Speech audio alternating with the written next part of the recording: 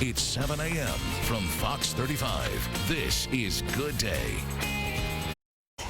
Here's a question. This morning, are you looking to start a business? Well, you are living in the right place. A new report ranked Orlando the cheapest place to open up shop. According to bizcosts.com, Orlando had the lowest cost to start up a business out of 55 cities in America. That's because of relatively low labor costs, tax burden, land and construction costs. So if you want to start your own business, what are the 5 things you need to think about? Joining us now live, Jerry Ross. He's the CEO of the Disney Entrepreneur Center. Jerry, thank you so much for coming in. Thanks for having me this morning. Okay, so let's go through these 5 things. The first one, you say do your research. What do you mean? Well, that means you need to look at your idea and see if that's truly a unique idea, maybe if somebody out there is doing that already, who your clients would be, and ultimately, can you really make money at this? Okay, and also how much money, do you have to look at how much money you might need to get started? I mean, is it a lot of money? Are we talking hundreds of dollars, thousands of dollars? Well, some of that depends on the type of business that you want to start. Many online businesses can be started for relatively a little amount of cost. However, if you want to manufacture a product, that may take a significant amount of money, and it may take a significant amount of time. And so knowing that before you decide to quit your job and get started is very valuable. And can you also get a loan, an SBA loan, Small Business Administration loan too? Well, sometimes if you're just starting out, it's very difficult to get financing. That's because banks are not in the business of risk. And so you may have to look at your friends and family. We call it love money. People who love you and are investing in you, not just your business idea. Love money, love that. Okay, let's look at your second tip is set realistic goals and expectations. Yes, many times people have this idea of starting a small business as being able to sit in the office and order people around and go home at about noon. And that's not the case. Small business and running a small business is difficult.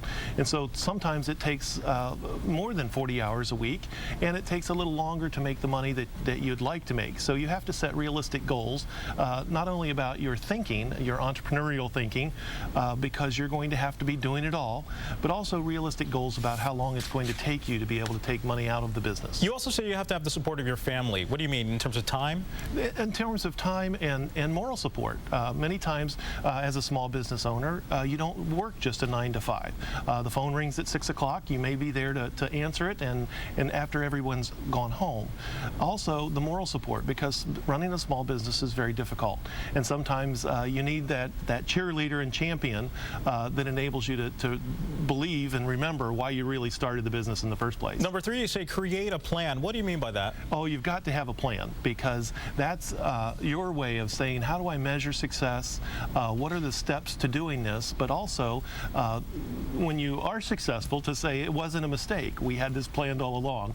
But also, I heard recent speakers compare a business plan to your steering wheel, to say in your car, you have to steer around corners and you have to adjust your plan.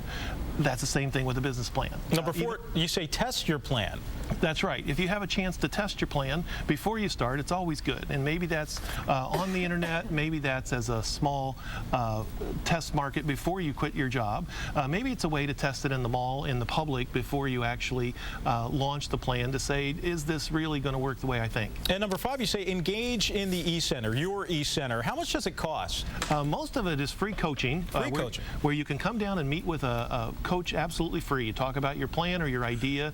They can help you build a plan. They can also help you look at some of the realistic ways that you're going to encounter competition, help you to research your market.